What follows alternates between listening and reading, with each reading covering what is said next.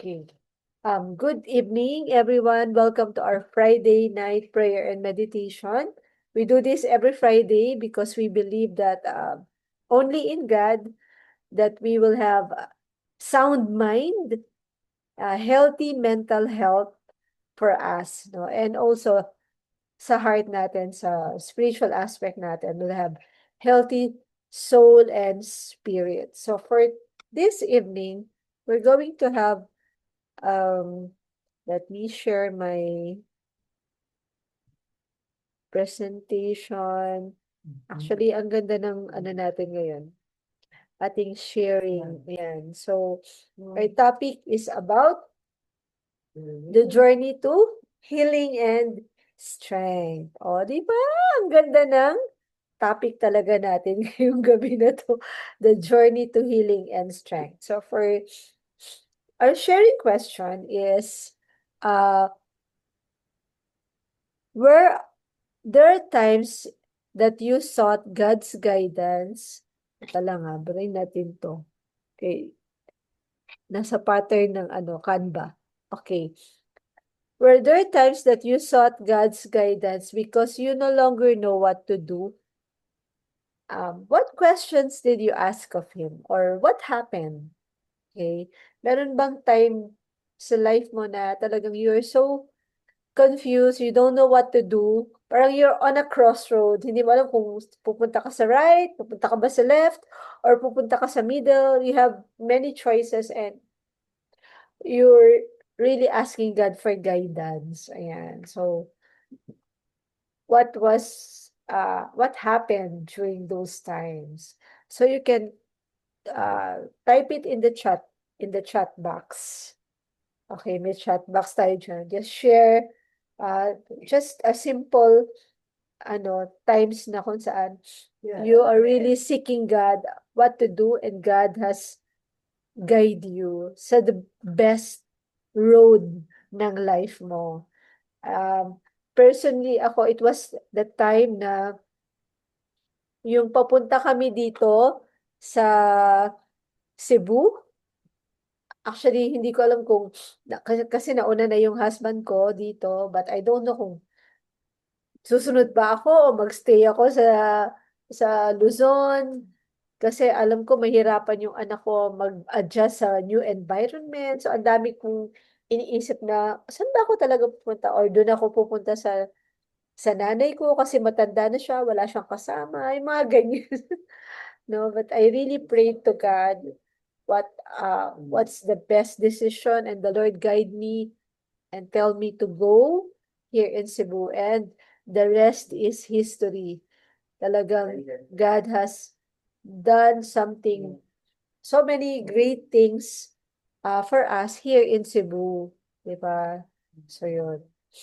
So, sa inyo, okay, baka nagta-type-type pa lang yung iba. Okay.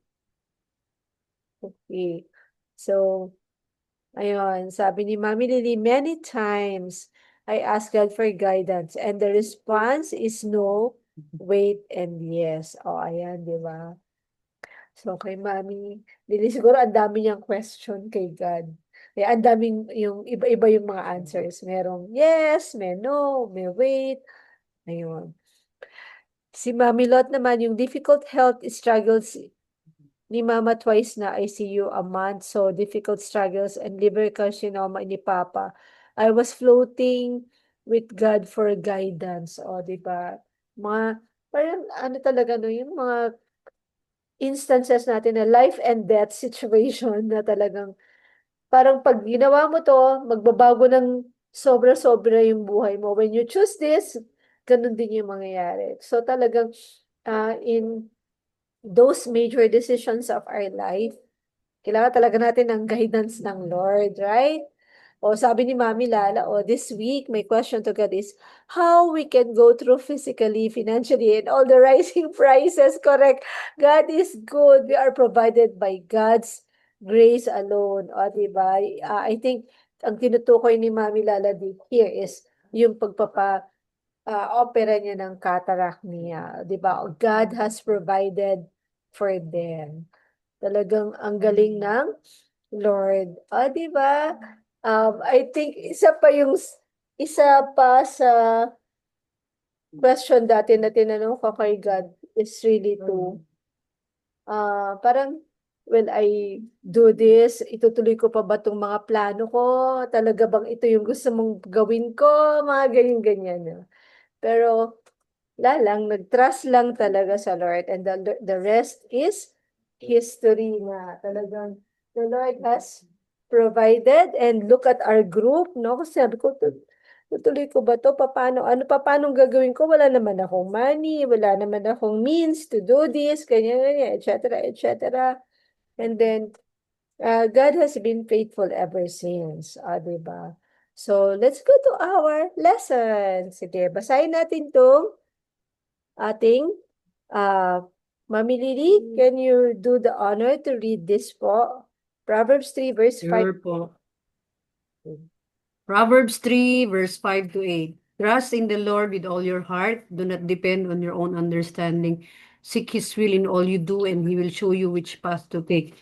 Don't be impressed with your own wisdom. Instead, fear the Lord and turn away from evil. Then you will have healing for your body and strength for your bones. Amen. Amen. Actually, ito yung favorite passage of scripture, verses of scriptures na sinesend ko sa mga mami dito sa group natin na talagang um, they are really having great challenges from the Lord. Paborito ko tong isend din na trust in the Lord with all your heart, di ba? So, pagbulay-bulayin natin to, mabilis lang to, ipagbulay-bulayin natin tong verse na to. Okay, let's, first, di ba gumawa ako ng mga questions? So, eto. What does seek His will in all you do means? Di ba? Kasi sabi dun sa Proverbs 3 verse 6, seek His will in all you do, and He will show you which path to take.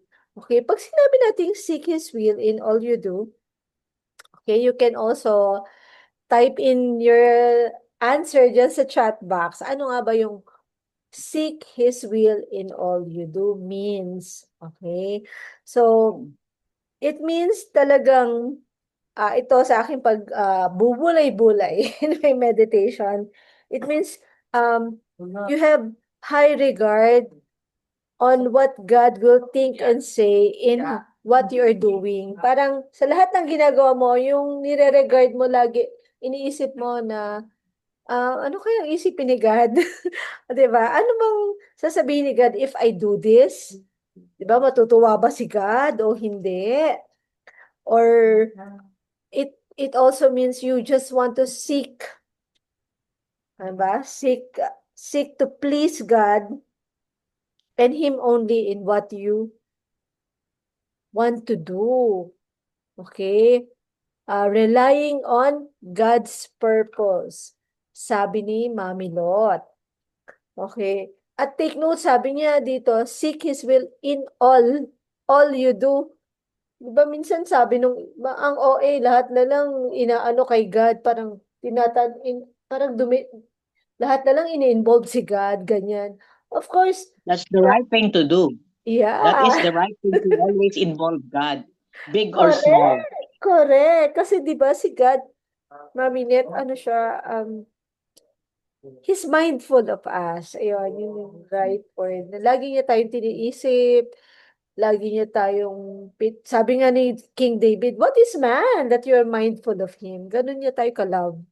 And dapat hindi talaga tayo selective, di ba? Na parang, sige Lord, gagawin ko tong gusto mo na to dito sa sa family ko, dito magbibigay ako ng buhay ko, ng oras ko, ganyan. Pero pagdating sa finances, akin to ha, wag mong gagalawin to. Hindi ganun, di ba? Dapat in all things that we do. Ayan, sabi ni Mami Tin, surrendering everything to Him and trusting His plan. Ayan. Okay. Paano? Sige, Mami Hindi Dot. dapat tayo transactional kay God. Hindi Mm-mm. tayo sige Lord, gagawin ko to, pero, di ba? May Correct. condition, di ba?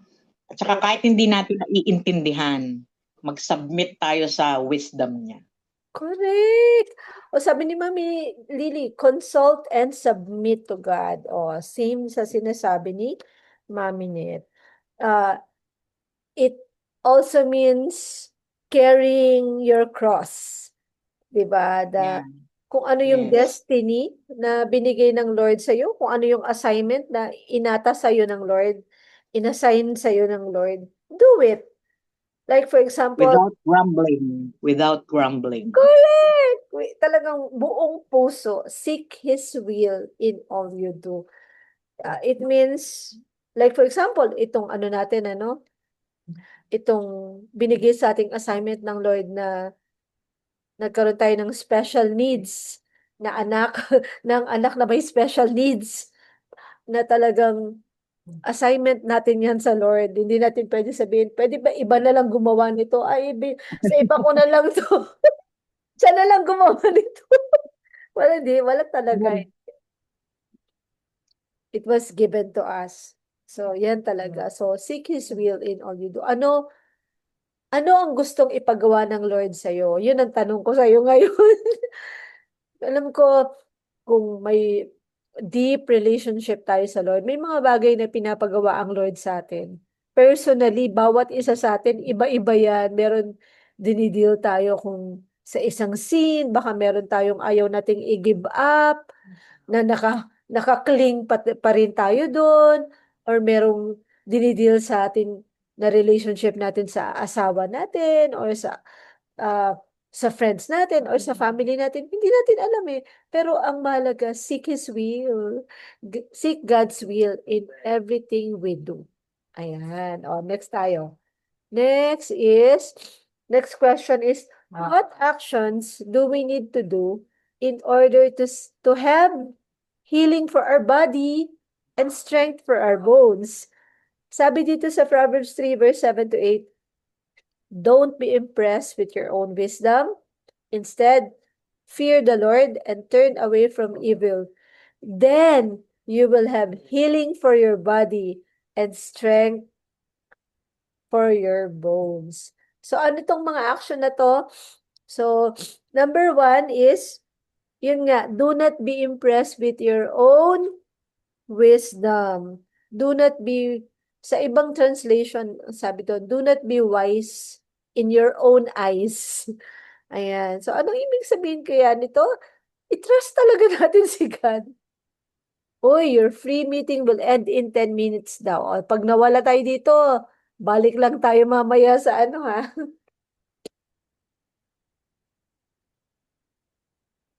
Time lapse. Okay. Ano nangyari? Dali lang ha. Sige, share ko ulit. Actually, 10 minutes na lang. Anong gagawin ko dito? Hindi ko rin alam, pero tingnan natin. Nasaan na yun? Ayun. Napunta tayo dun sa Zoom. Okay. So, pag sinabi nga don't be impressed, just trust the Lord. Ang number 2 is fear the Lord. Ano bang ibig sabihin ng fear the Lord? Okay. Pag sinabi natin fear the Lord, it means to respect, in submission, to be in reverent, Reverend.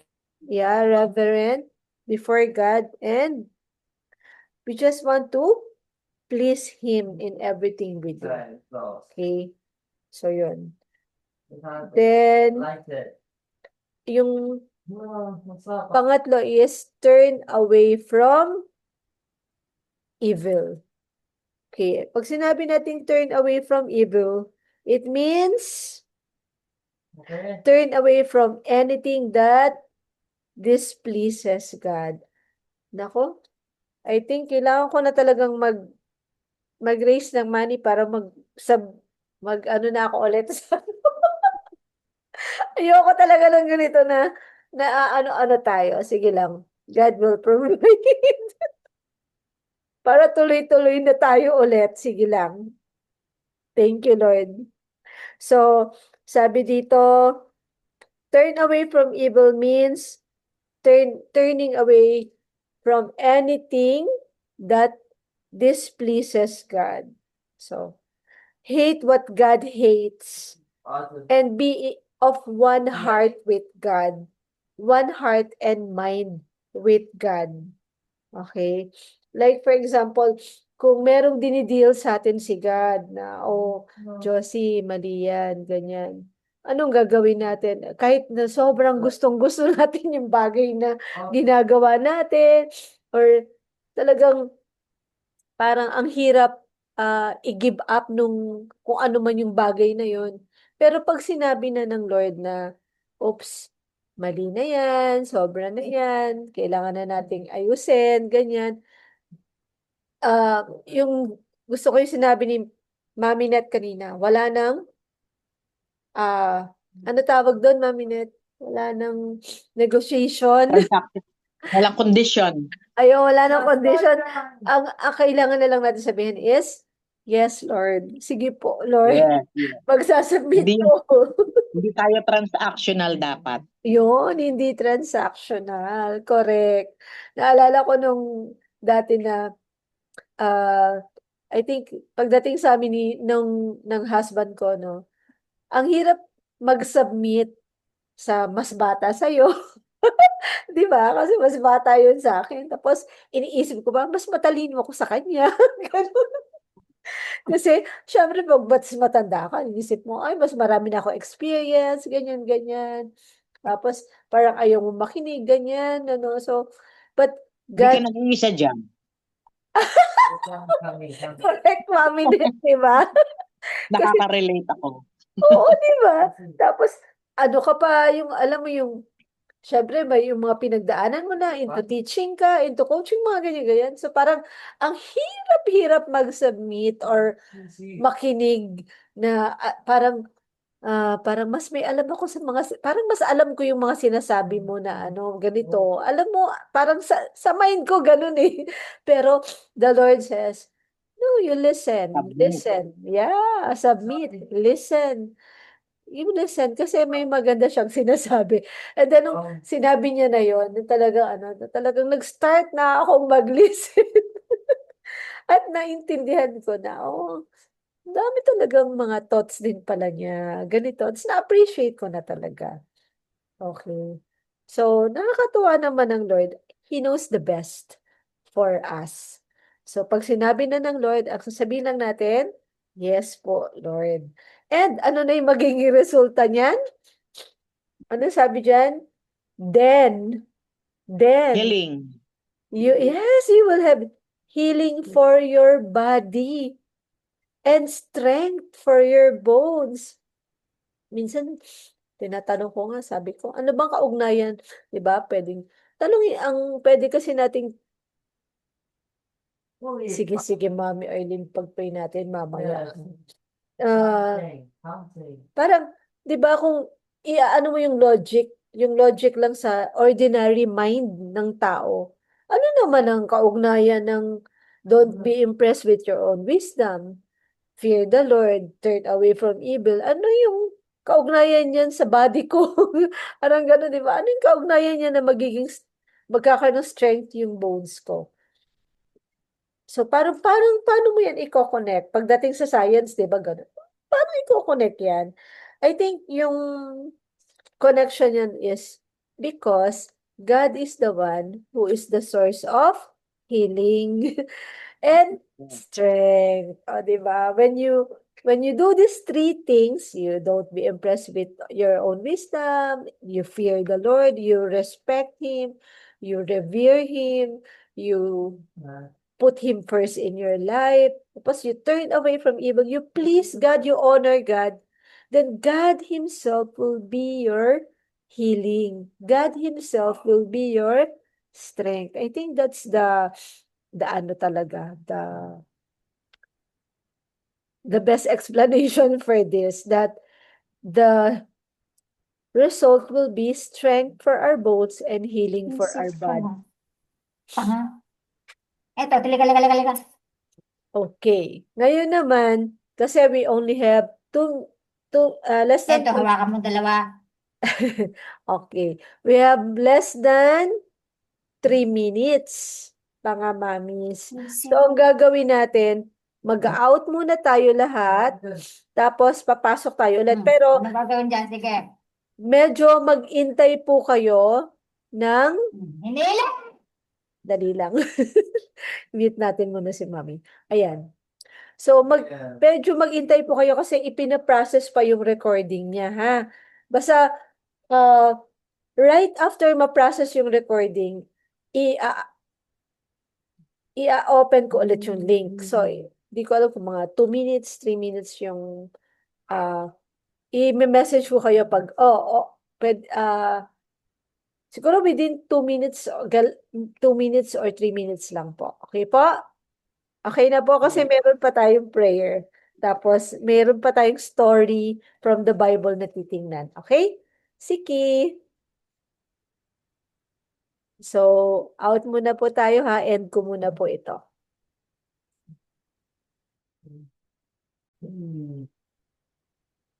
Ayan, let me share this again.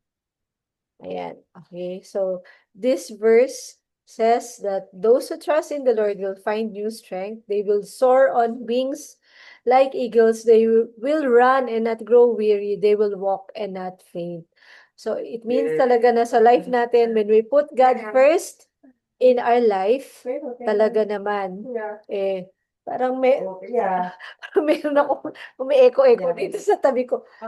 Dak, no sound ka, uy. Wait lang, nag-ano ko dito.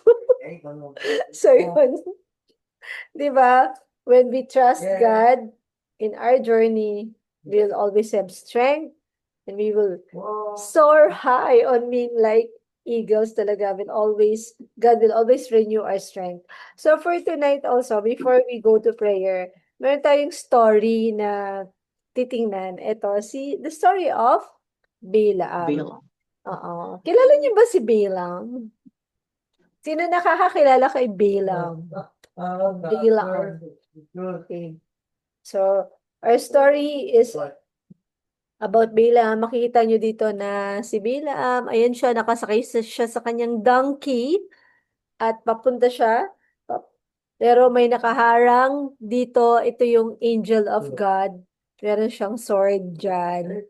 Tapos yung donkey, kasi nakikita niya yung angel of God, ayaw niyang tumuloy. Kasi alam niya nga na pag tumuloy, papatayin to si Balaam, yung amo niya. So kahit anong gawa niya, hindi talaga siya lumalakad. Okay? So ang ginawa na nitong si Balaam, hinampas niya na ng hinampas yung donkey, and what happened is the Lord opened the mouth of the donkey. Okay? Yeah, si God, inopen niya yung mouth ng donkey, tapos nagsalita yung donkey. So, siguro mas maganda tingnan natin yung story. Rafa, can you go down? Medyo maingay ka. Okay, let me share the story. Tingnan natin. Actually, you can read the story on Numbers 22. I-ano ka lang, mag-go over lang tayo, hindi natin babasahin lahat. Pero gusto ko lang makita nyo, may gusto lang akong i-point out in this story. Okay. So, this is the story of Balaam. You can read this in Numbers 22. So, you can read this some other time. Okay, actually very interesting yung story. But then si Balaam is parang he is a prophet pero non-Israelite. Hindi siya belong to sa Israel. Okay. And I'll just read some of the green na hinighlight ko. Sabi dito, Balak's messenger. Si Balak naman, isa siyang leader nung mga ng isang non-Israelites na na parang nation, okay, ng isang lugar. I think it's in Midianites, no? Doon siya. Ayun. Balak's messenger who were elders of Moab, and Midian, set out with money to pay Balaam. So si Balaam yung nakasakay dun sa donkey, remember? To place a curse upon Israel. So, dito pa lang makikita na natin na may questionable dito sa character ni Balaam kasi isa siyang bayarang prophet and ang isa sa mga ginagawa niya is naglalagay siya ng curse sa mga tao. Kasi yun ang pinapagawa sa kanya ni Balak, okay, whatever, na pinapalagyan niya ng curse yung mga tao ng Lord, yung mga Israel. Yun, okay. So, ganyan yung, so, inisip ko nga kung ganyan yung trabaho niya, parang talagang something's wrong with his character, right? Although he knows God, alam niya si God, alam niya yung mga plans ng Lord, kilala niya si God, He is Almighty, ganyan. But then, in his heart, iba. Okay? Kasi parang bayaran siya na, ang tawag nga bayarang propeta, ganyan. Then, sabi niya, stay here overnight, Balaam said. In the morning, I will tell you whatever the Lord directs me to say. So the officials from Moab stayed there with Balaam. That night, God came to Balaam and asked him, why are these men visiting you? Ba? Alam mo na, dun pa lang sa question ng Lord, He already disliked these people. Hindi niya na gusto to. Sino yung mga tao na yan? Gano'n, di ba? So, sinagot naman niya, Balaam said to God, Balak, son of Zippor, king of Moab. So, isa pala siyang king of Moab, has sent me this message. Look, a vast herd of people has arrived from Egypt. Ito yung mga Israel. And they cover the face of the earth. Come and curse these people. Sabi niya, come and curse these people for me. Then perhaps I will be able to stand up for them and drive them from the land. But God told Balaam, do not go with them. You are not to curse these people, for they have been blessed. O, sinabi na ng Lord kung ano yung will niya, kung ano yung gusto niya. Sinabi niya na kay Balaam, no, don't go to these people. But, you know what? Although, eto, sinabi naman ni Balaam kay Balak na, umuwi na kayo kasi sabi nga ng Lord, sabi niya, ayun, go home, the Lord will not let me go with you, ganyan-ganyan, no? Alam mo yon yung parang, dun sa mga word pa lang yan, feeling ko lang parang half-hearted na siya. Ito kasi sabi ng Lord hindi siya nagiging one heart with God. Dapat sinabi niya, kasi kung galit ang Lord dito, galit din ako dito sa mga to. Parang gano'n, di ba? Kung ibine-bless ng Lord, love ng Lord itong mga tao na to, love ko rin itong mga tao na to, I cannot. Gano'n, di ba? Pero ang nakaka-questionable talaga dito, nakipag-negotiate si Balak kay Balaam. Sorry, I'll just tell the story para maka-short. Okay. So, what happened is, pumunta siya ulit kay God, nagtanong siya ulit, di ba na kung pwede ba niyang sundin si Balak? Kasi, ang ginawa ni Balak, nung sinabi niya yon, nagpapunta ulit siya ng mas maraming tao at mas malaking pera yung inalok niya kay Balaam para i-curse lang yung Israel. Which is, tapos ang ginawa naman ni Balaam, tinanong niya ulit si God, pero dapat hindi na, di ba? Kasi alam naman niya ano yung heart ng God para sa mga tao ng Israel. Bakit kailangan mo pa yun itanungin ulit si God, di ba? Parang, just for me, parang hindi yun na dapat Hindi na nga dapat ka nakinegotiate kay God. And the rest is history. Ang ginawa ng Lord is, parang sabi niya, sige na nga, sumama ka na dyan sa mga yan, pero sabihin mo lang yung sasabihin ko. Ganon. So, ang nangyari is, yun nga, nangyari yung donkey, kinausap siya. Tapos, ang hindi niya, Kikita niya yung Israel, hinihintay niya na magbago yung desisyon ng Lord. Syempre, the Lord already made up His mind, diba? Na hindi niya talaga ika-curse ang mga Israel. And you know what? The rest is history. Ang nangyari, dahil hindi niya ma-curse yung mga Israel, umuwi na lang siya. Pero ito yung dun sa end of the book of Numbers, na kasi binabasa ko yung book of Numbers. At the end, nilusob ng mga Israelites ang Moab at ang isa sa mga napatay nila. Kasi ano yun inheritance na binigay ng Lord sa kanila na yung land na yun. So they have to conquer it. So na-conquer nila yung land na yun. But ang isa sa mga napatay nila doon ay si Balaam. O, diba? That ends his life. Okay. So, anong lesson pwede nating makuha from Balaam? Kasi diba, although he's a prophet, parang he knows God, he knows the Almighty God, pero he doesn't please God wholeheartedly. Dapat si God lang talaga yung ifa-follow. Okay? So, anong lesson natin doon?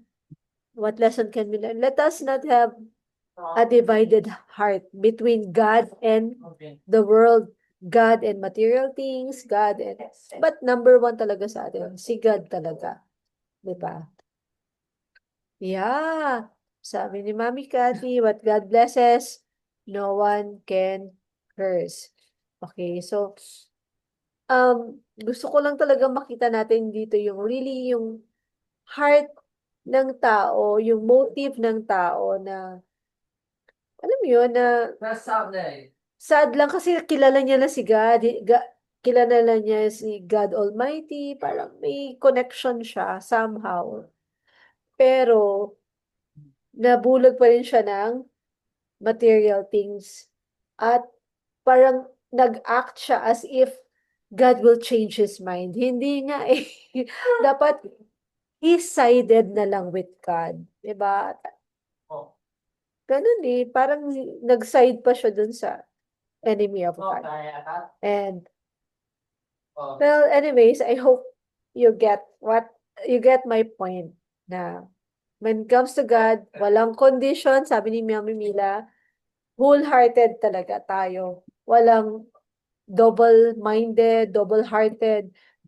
Pag God talaga, number one sa heart natin, si God. More than anything, more than everything, si God talaga. Number one, first love, siya talaga. Yung pinaka-importante sa heart natin. So, right now, ano pa ang ating matututunan? Anybody who wants to add sa ating napag-aralan? Anybody po? Before we go in prayer. Mami Jo. Yes, Mami Kat. I'd like to share lang sa takeaway ko doon sa sa topic na journey to healing and strength. So, kasi doon when it comes to healing, Mami Jo, I believe that Jesus put top priority on healing, doon sa healing sa atin. Kasi nga, i-share ko lang sa Old Covenant, when animals were brought as sacrifices to the temple, they were killed swiftly and excuse me, no prolonged suffering. So yet when it came to our Lord Jesus, he endured unthinkable pain.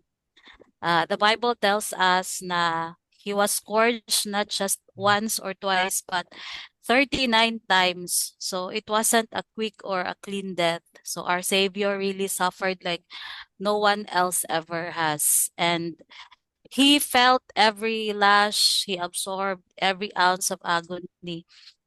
So why such suffer unbearable pain when no animal sacrifice was ever treated that way? So our Lord Jesus not only redeemed us from sin, but He also purchased us for our divine healing and wholeness through His suffering. Kasi nga sabi doon sa Isaiah 53 verse 4, that it was our sickness that He Himself bore and our pains that He carried.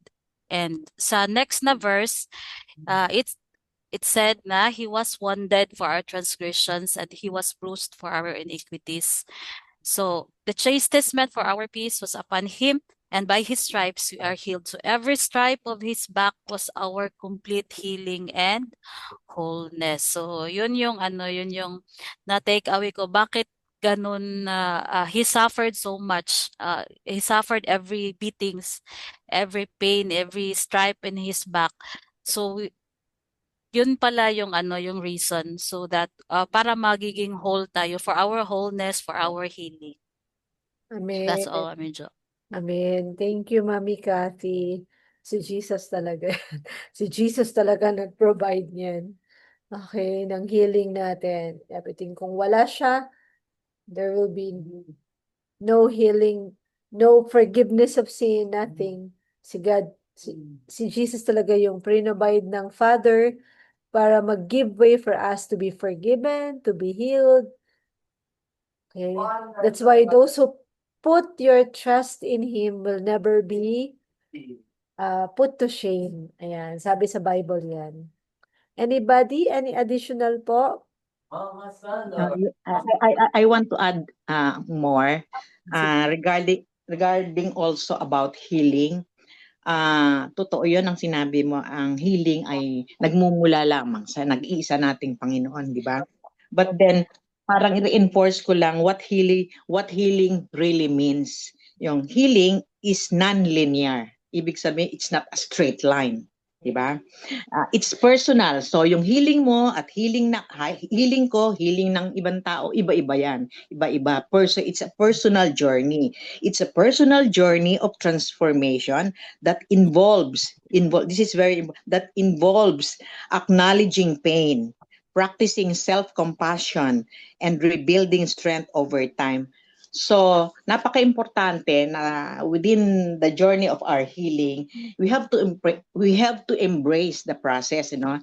Kasi kapag hindi natin in-embrace, tayo rin ang magsasuffer. And one big thing that we have to consider along the process, kapartner natin si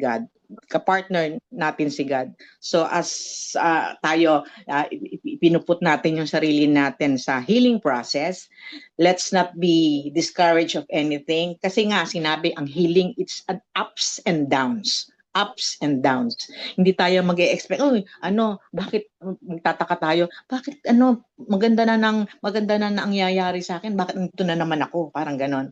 Hindi dapat question mark sa atin 'yon, because we have to realize that healing, it is a process.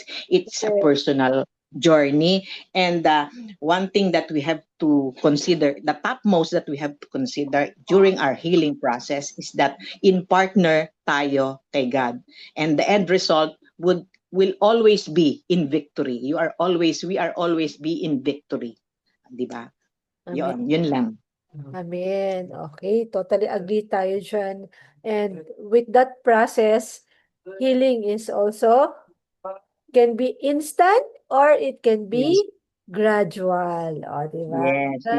So, whatever it takes, ang mahalaga, nag-trust tayo sa Lord. Yun talaga. And healing will appear. Okay, so, ngayon naman, let's pray po.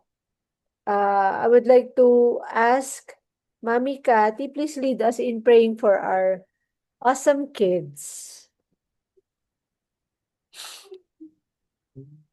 Okay, let us pray. Father God, we praise you, Lord. We worship you, Lord God. We honor you. We thank you, Lord God, for this wonderful night. Lord, I lift up to you our kids with special needs. I thank you, Lord God, that you beautifully and you wonderfully made each one of them, Lord. Thank you that they are a blessing to us, oh Lord God. They give us joy, Lord God. Lord, we pray and declare healing, Lord God, upon their bodies. upon their mind and hearts. Give them strength, Lord, each day as they grow, Lord God, as they learn and as they discover, Lord God, uh, as they discover the world around them. Fill them with joy and peace and confidence. Lord, I pray that they grow having deep relationship with Jesus, Yes. that in every need that they have, Lord God, they will ask Jesus, Lord. They have the heart, Lord God, and desire to seek to know Jesus more. Lord God, I pray, Lord, that they will see Jesus, Lord, in every person they encounter, Lord God. They will see Jesus in the life of their teacher. They will see Jesus, Lord God, in their home, in the life of their parents, their siblings, and their classmates, and also in their friends, Lord God. Thank you, Father God, that you love them so much and you care for them, Lord God. And I Yes. pray, Lord, for wisdom that you touch them, Lord God, so they can have peace of mind and peace of heart, Lord God. Let fear, Lord, be removed in their hearts, O Lord God, and talagang love lang, Lord God, ang nasa puso ng mga kids namin. Amen. Lord, watch over them. Kasi, Lord God, hindi namin sila mababantayan ng 24 hours, Lord, but we entrust their life, Lord God, in your hands, Lord. Lord, I declare that your healing touch be upon them, wholeness in their body, wholeness in every area of their lives. Lord Yes. God, I pray, Lord, for provision in every area of their needs, may it be Yes. physical, in their social needs, in their mental health, Lord God, and most of all, Lord, in their spiritual life. Thank you, Lord God. We put our trust in you, Lord. In Jesus' name we pray. Amen and amen. Amen. Okay. Mami Net, can you lead us in praying naman po for the parents? Okay. Okay, let's pray. Mahal na Panginoon, maraming salamat sa pagkakataong ibinigay mo na naman sa amin upang magtipon sa araw na ito, sa gabing ito, Panginoon. Salamat sa kalakasan na binibigay mo sa bawat isa sa amin upang magkaroon kami ng oras weekly para masama sa meeting na ito. Salamat sa iyong salita na ginamit mo si Mami Josie para madagdagan ang aming kaalaman sa iyong salita at maging malalim kami sa relasyon sa iyo sa pamamagitan ng iyong salita, Panginoon. Salamat sa topic na binigay mo sa amin para lalo kaming maging malakas sa pananampalataya sa iyo, Panginoon. Tinataas po namin ang aming mga sarili. Bigyan mo po kami ng lakas sa araw-araw upang bilang magulang ng aming mga anak ay matugunan namin ang kanilang pangangailangan. Itinataas po namin ang aming mga katawan. Bigyan mo po kami ng malakas na pangangatawan always, Panginoon, dahil yun po ay talaga po namin kinakailangan sa pagtataguyod ng aming mga anak, Panginoon. Yes, Lord. Amen. Panginoon, nung kami ay wasak, ikaw ang umaakay sa amin. Di ba, Panginoon? Nung kami ay nagkukulang, ikaw ang nagtataguyod sa amin. At ngayong nakita namin ang aming pag-ibig sa iyo, lalapit muli kami sa iyo. Amen. Gabayan mo kami sa aming mga pagdedesisyon sa araw-araw, Panginoon. Ikaw ang sinisigaw ng aming puso, nabigyan mo kami ng pag-asa sa araw-araw, lalong-lalo na sa pagtahak ng aming journey sa pag-aalaga sa aming mga anak, Panginoon. Amen. Na babatid po namin, Panginoon, na ikaw, you have the best purpose for us sa aming mga magulang, kung bakit mo sila binigay sa amin, at bigyan mo po kami ng right thinking, Panginoon, sa araw-araw na mauunawaan namin ang mga challenges na binibigay mo sa amin bilang magulang nila, Panginoon. Panginoon, sinusuko namin ang aming sarili sa iyo, Panginoon.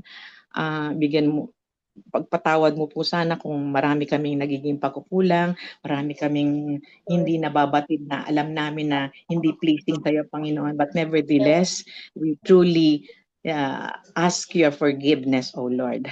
At tinataas po namin ang mga darating na araw. Bigyan mo po, subaybayan mo po kami, bigyan po kami ng protection. Ang aming mga anak, Panginoon, ilayo mo po sila sa anumang karamdaman, Panginoon, dahil alam niyo naman po, Panginoon, na pagka may karamdaman ng aming mga anak, yun po ay nagiging kabigatan sa aming mga kalooban bilang kanilang mga magulang, Panginoon. And sa aming mga mommies na narito sa grupo na ito, sinusuko po namin lahat Yes. ang kinabukasan ng aming mga anak, Panginoon, because we know and we believe and we trust in you that you are in control, you are sovereign, you are the great provider, you are the great protector, you are the healer, you are the healer, oh God. Meron kang purpose for their creation, oh God, for our children, oh God. And Yes. this we all pray in the mighty name of your Son, Jesus, who lives and reigns with you, with the Holy Spirit, one God, forever and ever. Amen. Amen. Amen. Okay. So, right now, let's pray for our incoming events. Lord, tinataas po namin sa inyo yung Breathe 1 namin sa Calamba, Laguna, and also Breathe 2 here in Cebu City, and yung playgroups po na pinaplano namin for Quezon City and Laguna. Lord, we pray for your guidance. We pray for favor. Na Lord, ikaw po yung mag-provide ng lahat ng aming mga pangangailangan para po dito sa aming mga activities na ito, Panginoon. We pray for that you provide wisdom and guidance sa mga speakers. And Lord, na ang bawat isa na attend doon talagang marerefresh yung mga parents, sa mga mommies. And we pray for safety sa mga bata, sa lahat sa amin, sa workers. Lord, we pray na let your will be done, let your kingdom come upon all our plans, oh God. That ikaw po yung gumabay sa amin sa lahat ng ito. We just seek to do your will, oh God. Ganun din po, Panginoon. Tinataas ko rin po namin sa inyo yung si Matthew for complete healing from fever, Panginoon. Thank you, Lord, na by your stripes and wounds, he is healed, and palakasin niyo po yung immune system niya, Panginoon. And Lord, we also pray for the provision para po dito sa aming Zoom account, Lord God, para hindi na po kami palabas-labas, Lord. Medyo nakakaano din kasi. Thank you, Lord, na you will always provide for us. Ikaw po yung magpo-provide ng lahat ng pangangailangan namin, Lord God. You are the source of everything, Lord God. Para po magtutuloy-tuloy lang po yung aming mga meetings. And Lord, I pray for special blessings upon, Lord God, upon all na nandito ngayon sa prayer na to. Lord, kay Mami Au, kay Mami Lynn, kay Mami Lily, Mami Eileen, kay Mami Mila, kay Mami Kathy, kay Mami Lot, Mami Net, Mami Tin, and Mami Wina.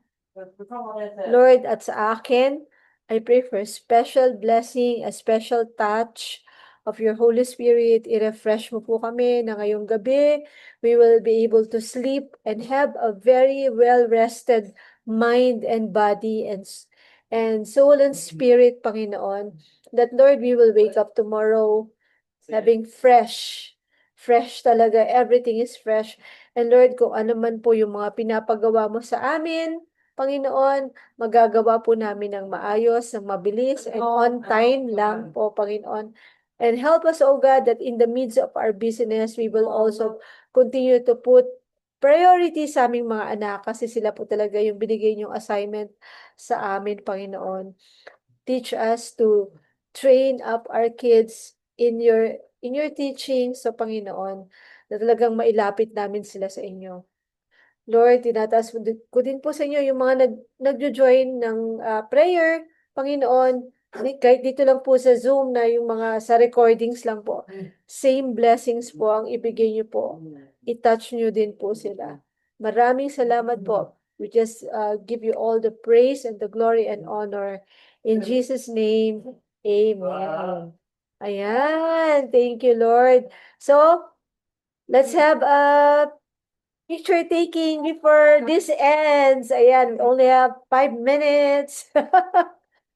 Yes. Ayan. Okay, everyone. O, kompleto na ba tayo? Ayun. Mami Lynn. Nahabol pa ba? Okay, smile dyan. Smile. 1, 2. Smile. Ay, teka lang, ba't ganun? May nag-raise hands. Teka lang. Mami Lynn, ano po yun? Baka napindot niya lang. Okay, 1, 2, smile! Ayun! Sige. Oh, pa-heart-heart tayo dyan. 1, 2, smile. Ayun. So, God bless everyone. See you again next Friday. God bless. Bye-bye. See you next time. Bye-bye. Bye as a playgroup. Bye-bye.